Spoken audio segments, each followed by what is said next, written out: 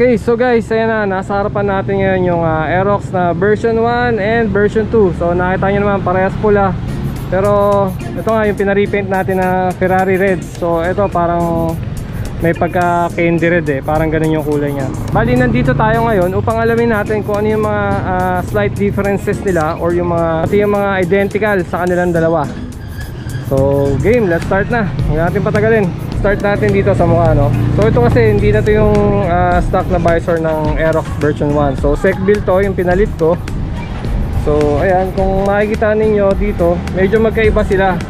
Halos ganito rin yung stock visor ng version 1. So ito lang yung naiba. So ito, kung mapapansin nyo, medyo maliit lang. So mukha lang siyang maliit kasi mas ito naka-extend. So ito hindi. Kaya kung titignan mo yung harap, medyo ano siya, maliit tignan yung manibela nito. Then sa side mirror, same lang yan. Ito pinalitan na kasi natin ng aftermarket.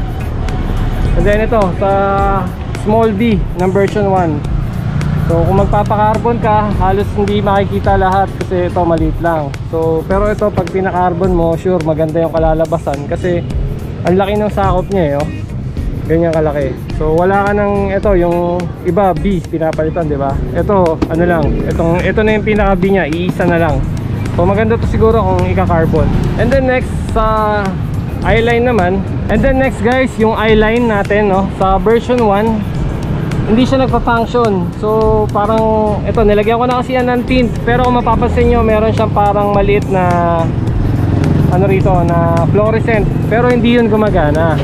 Unlike nitong version 2, ayan o, ano lang yan, naka park light mode yan. So makita ninyo, gumagana talaga siya. Advantage nito pag nasa parking ka, kita mo na agad yung surroundings.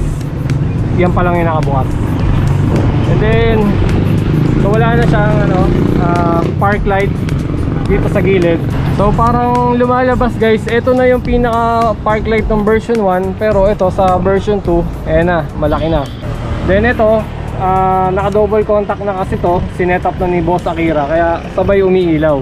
Then kung mapapansin niyo yung mismong headlight nya, medyo makapal sa version 2 compare sa version 1. Medyo singkit itong version 1 ano, compare dito sa version 2. Parang nakikita ko yung mukha ng ADV sa totoo lang. Ayan, no?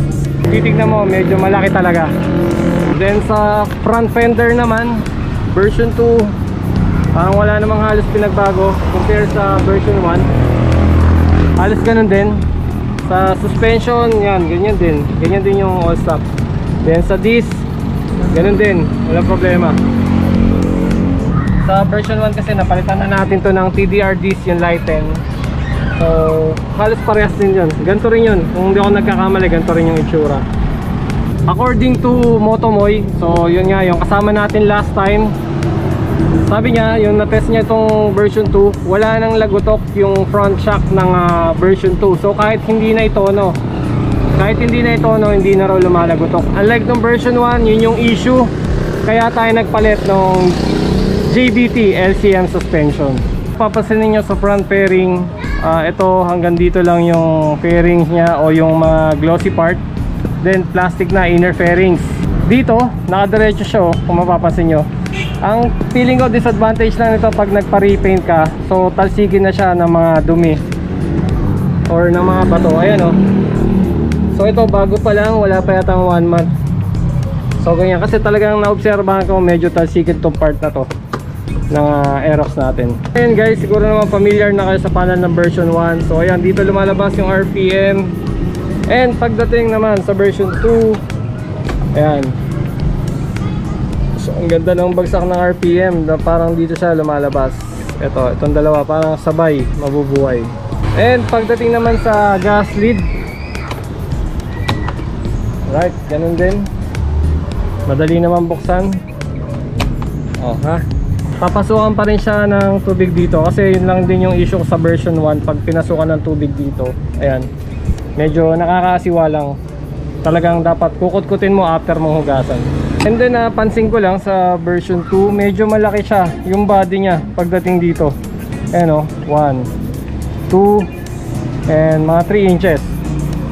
So pagdating sa version 1, 1, 2, halos 2, dalawang dangkal and mga 1.5 inch lang. So mas malapad itong version 2 pagdating doon. Sa seat, kung mapapansin ninyo yung seat nya medyo malapad din. So parang nakikita ko nga parang NMAX eh. So ayan, dangkalin ulit natin 1 and 2 halos. So pagdating sa version 1, oh, ang laki oh. Ang laki ng wala sa version 1. So malapad. Kung tutusin, malapad talaga itong version 2 compare sa version 1. Na sinasabi nilang lumiit daw yung harap, which is medyo totoo. Ayan. Kung titignan mo lang. So guys, medyo deceiving yung looks nya. Pero kung titignan mo, halos parehas lang ng lapad eh. Or parang mas malapad pa nga talaga itong version 2. Ayan. Pag dito mo siya tinignan, itong part na to, from here to here, plus ito, titignan mo rito, ayan, parang malapad din talagang tignan itong version 2. Dito lang siya nagmukhang makipot. Kasi nga, ginawa na tong inner fairings. Hindi na siya kamukha nito, natuloy yung fairings dito. Kaya deceiving, tignan yung version 1, kala mo malapad. So para sa akin, mas malapad tong version 2. So guys, ayun, again sa compartment, almost same lang. Anyway, hindi naman tayo naglalagay dyan ng mga helmet kasi ang kasya lang talaga dyan is half face. So ang helmet naman natin lagi is full face. And then sa version 2, dito raw nakalagay yung Y-Connect. Nandyan yung aparato, then meron yung QR code na i-scan ninyo pagka i-connect nyo na yung phone ninyo. Suspension, ganun pa rin naman siya, stock pa rin. So yung iba kasi nag-expect yung unang lumabas kasing pictures from Malaysia or Thailand, nakaano na siya, may baso. So hindi siya ganun guys. Pagka bumili kayo, kahit yung ABS, ganito pa rin siya. So stock look pa rin. Airbox, ayan, napansin ko medyo humaba siya. Parang kung di ako nagkakamali, ganito yung PCX, medyo mahaba. Ayan, ang haba oh. Compare mo sa version 1 ng Aerox, likely lang. So pagdating naman sa likod, ganyan yung itsura nya. Version 1, medyo matulis to. So doon sa V2, wala yung tulis, pero nagkaroon ng sungay. Sa gilid ulit, so kung sa version 1 meron tayong Z or Z fairing na tinatawag, kasi nga Z. Then pagdating sa version 2, X na siya. So yan, kung makikita ninyo yan o, X. So pag ano na siya, pag naghanap kayo nito, X fairing na tawag, malamang. So isang detail pa na napansin natin is inner fairings na to, yung ganito nya. Unlike sa version 1, diretso siya. So yan, diretso kasama kadugtong sa fairings. Pero ito, ayan, nakahiwalay siya. So hanggang dito lang. Guys, napansin ko, no, ito pala yung adjustan ng shock natin, or kung pagtatanggalin mo yung suspension, ito talaga nasa taas. Yung mahirap kung paano mo susungkitin or paiikutin ng dito tutusokin. So gagana lang dyan pagka naka-bolt ka, para ganun, pihit-pihit ka ng pag ganun. So yun lang, ito medyo disadvantage to para sa akin. Ito. Then sa pipe, ayun, medyo bumilog yung korte nya compare sa version 1. Ayan, marami siyang cut. Ayan, parang mas aggressive tignan yung version 1. Pagdating sa version 2, medyo bumait ng konti itong heat guard natin.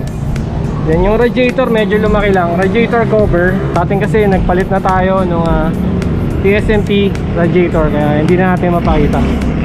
So yun, ito sa side fairings pala ulit. Ewan ko bakit may parang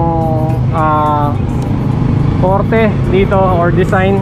Kala ko butas nga siya dito noon nung hindi ko pa siya nakikita talaga sa personal, pero hindi. So ganyan, may design lang pala talaga siya guys. So yun lang guys, I hope nagkaroon kayo ng idea about kung ano yung differences nitong dalawang motor na nasa harapan natin ngayon. Ayan, version 1 and version 2. So para sa akin, mas malapad yung version 2. So kung ganun pa rin, kung traffic situation, feeling ko mas mahirapan akong dalhin itong version 2. Gawa nung mas malapad talaga siyang tignan. Ayan o, hindi malapad tignan, talagang malapad siya kasi dinangkal na nga natin. Compare sa version 1, mas makipot to. So yun lang, pero sure ako sa upgrade, mas malakas yung horsepower na dinagdag dito sa version 1. So again, syempre, tayong mga Pinoy, pag may bago gusto natin na susunod din tayo sa uso. So sa mga may planong gustong ibenta yung kanilang version 1, kung mag-upgrade kayo ng version 2, so decision nyo naman yon, wala namang pipigil sa inyo, nasa sa inyo pa rin yun. And then kung wala tayo masyadong budget, syempre di makontento muna tayo with ating version 1. Yun lang guys, again, this is Sush Moto, and share, like, subscribe. Peace.